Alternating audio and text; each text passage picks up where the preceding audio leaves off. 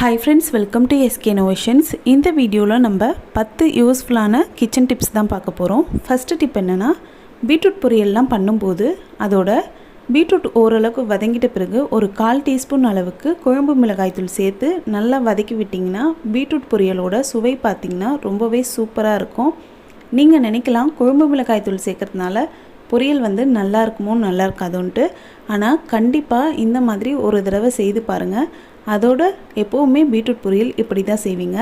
இது பீட்ரூட் பொரியல்ன்ட்டு இல்லை, கேரட் பொரியலுக்கும் இதே மாதிரி நீங்கள் குழம்பு மிளகாய் தூள் 1/4 டீஸ்பூன் அளவுக்கு சேர்த்துக்கலாம். வரமிளகாய் தாளிக்கும் போது கம்மி பண்ணிக்கலாம். அதுக்கு பதிலாக நான் 1/4 கிலோ அளவுள்ள பீட்ரூட் சேர்த்ததால் 1/4 டீஸ்பூன் போட்டிருக்கேன். 1 கிலோவாக இருந்ததுன்னா நீங்கள் 1/2 டீஸ்பூன் அளவுக்கு நீங்கள் போடலாம்.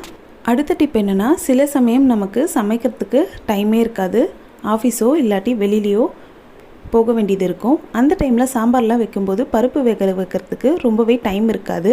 அந்த டைமில் நீங்கள் ஊற வச்ச பருப்பை தண்ணி இல்லாமல் ஒரு மிக்ஸி ஜாரில் சேர்த்து கொரப்பாக அரைச்சி எடுத்துக்கோங்க. இந்த பருப்பை குக்கரில் சேர்த்துக்கோங்க. கூடவே நான் பருப்பு வேக வைக்கும்போதே தக்காளி சேர்த்துடுவேன். அதனால் தக்காளியும் இந்த மாதிரி அரைச்சி அதே பருப்பில் குக்கரில் சேர்த்துக்கிறேன். நீங்கள் தக்காளி சேர்க்க மாட்டிங்கன்னா தக்காளி சேர்க்காமல் பருப்பு வேக வச்சுக்கலாம். அடுத்து இதோட மஞ்சள் தூள், பெருங்காயத்தூள்லாம் சேர்த்து தண்ணி சேர்த்து ஒரு விசில் விட்டு வேக வச்சாலே போதும். நம்மளோட சாம்பாருக்கு பார்த்திங்கன்னா பருப்பு சூப்பராக நல்லா வெந்து வரும். இதை நல்லா மசிக்கணுன்ட்டு கூட அவசியம் இல்லை, அந்த அளவுக்கு நல்லா வெந்து வரும். டைம் இல்லாதப்ப இந்த டிப்பை நீங்கள் ஃபாலோ பண்ணி பாருங்கள், ரொம்பவே யூஸ்ஃபுல்லாக இருக்கும். அடுத்த டிப் என்னென்னா, சாம்பார் கொதித்து ஸ்டவ் ஆஃப் பண்ணுறதுக்கு முன்னாடி நம்ம கொத்தமல்லி போடக்கூடிய டைமில் ஒரு 1/4 டீஸ்பூன் அளவுக்கு பெருங்காயத்தூளை வெந்நீரில் கலந்து நல்லா கரைச்சிட்ட பிறகு அந்த கொதிக்கிற சாம்பாரில் சேர்த்திங்கன்னா சாம்பாரோட மணமும் சுவையும் ரொம்பவே சூப்பராக இருக்கும். அடுத்த முறை நீங்கள் சாம்பார் செய்யும்போது இந்த ஸ்டெப்பை ஃபாலோ பண்ணி பாருங்கள். நீங்கள் சாம்பார் பொடி போட்டாலும் போடலைனாலும் இந்த மாதிரி பண்ணும்போது உங்களோட சாம்பார் ரொம்பவே சுவையாக இருக்கும். அடுத்த டிப் என்னென்னா, சில சமயம் நம்ம ஃப்ரிட்ஜிலேருந்து எடுத்து யூஸ் பண்ணக்கூடிய பால் பார்த்திங்கன்னா அதோட கொழுப்புலாம் அந்த பால் கவர்லேயே நல்லா ஒட்டிகிட்ருக்கோம். மஞ்சளாக ஆடெல்லாம் பால் பாக்கெட்லேயே ஒட்டிகிட்ருக்கோம். அதை எப்படி ஈஸியாக கரைய வச்சு பாலோடு மிக்ஸ் பண்ணி நம்ம அதை பயன்படுத்தலான்னு பார்க்கலாம். அதுக்கு நம்ம பால் பாக்கெட்டை ஸ்டவ் ஆன் பண்ணி லோ ஃப்ளேமில் வச்சு ஒரு 30 செகண்டுக்கு சூடு பண்ணிக்கலாம். சூடு பண்ணுறது பார்த்திங்கன்னா ரொம்ப கிட்ட வச்சு பண்ணாதீங்க, அதே சமயம் 30 செகண்டுக்கு மேலேயும் பண்ணாதீங்க, ஓரளவுக்கு தள்ளியே வச்சு பண்ணுங்கள். இந்த மாதிரி பண்ணுறதுனால பால் பாக்கெட்டில் ஒட்டி இருக்கக்கூடிய பாலோட கொழுப்பு எல்லாமே நல்லா உருகி பாலோடு நல்லா மிக்ஸ் ஆகிடும்.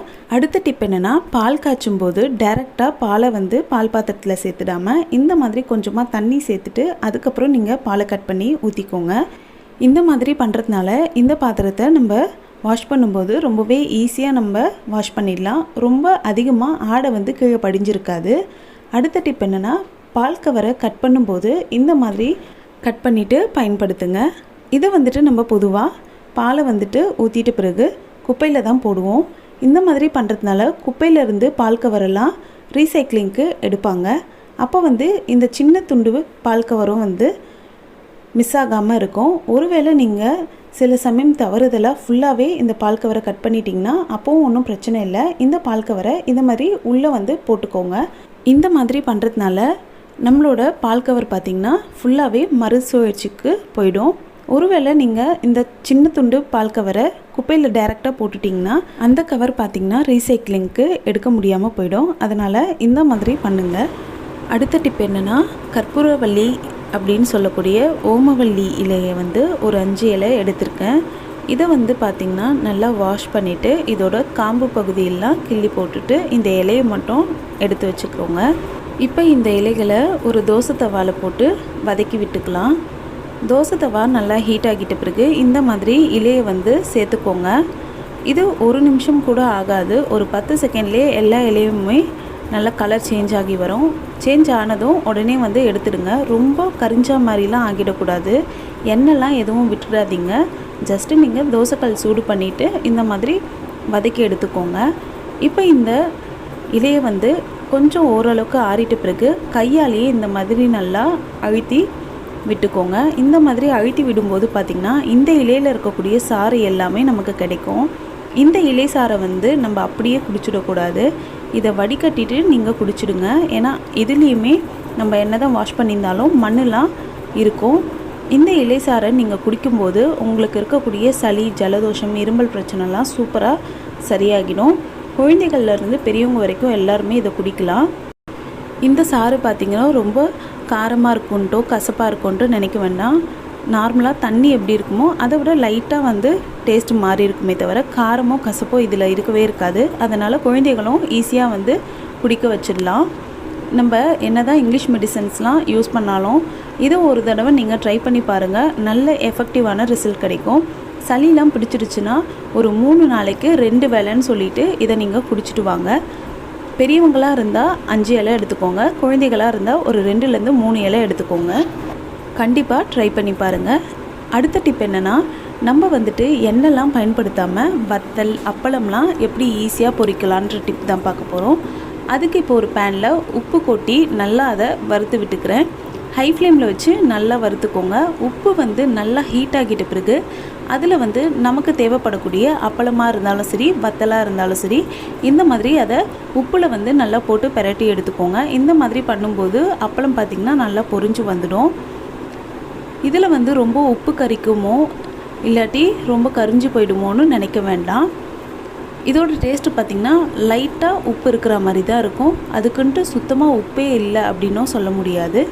சாப்பிட்ற அளவுக்கு தான் உப்பு இருக்கும். இப்போ நான் வீல் சிப்ஸும் உங்களுக்கு பொரிச்சு காட்டுறேன் பாருங்கள்.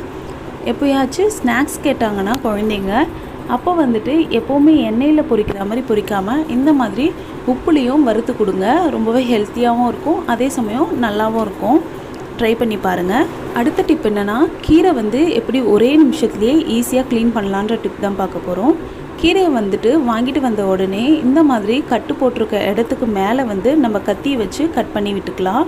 ஏன்னா கட்டுக்கு கீழே பார்த்திங்கன்னா ஃபுல்லாகவே வேர் பகுதி தான் இருக்கும். அதனால் இதை கட் பண்ணிவிட்டு இந்த வேர் பகுதியை நம்ம தூக்கி போட்டுடலாம்.